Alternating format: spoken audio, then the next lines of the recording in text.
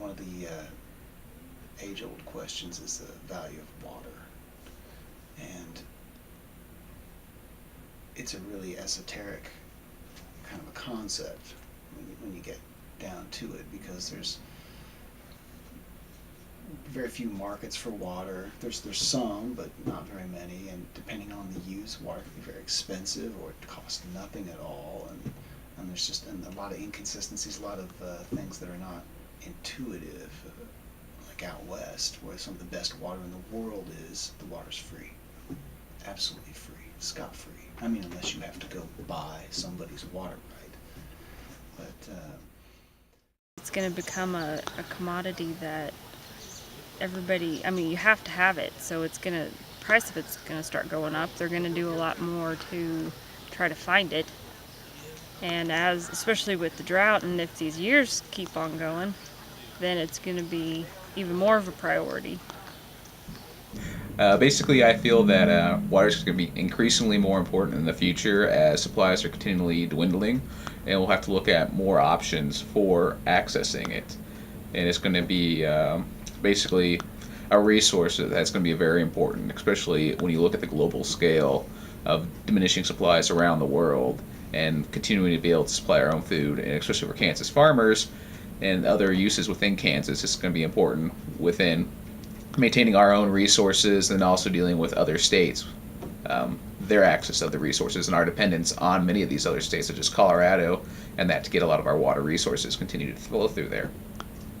Ebbes is mijn user alle dag. Mrs. Haver voor Levy blijven.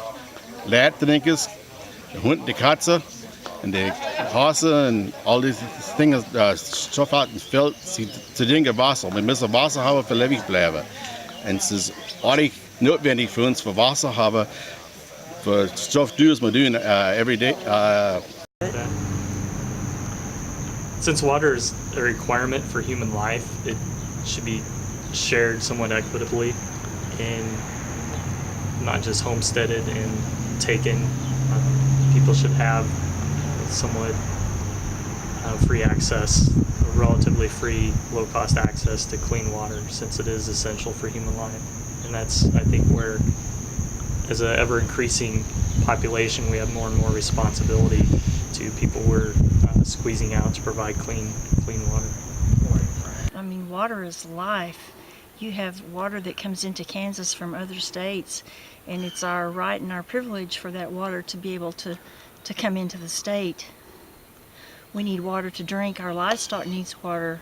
We need water to provide for the agricultural facilities that are within the state.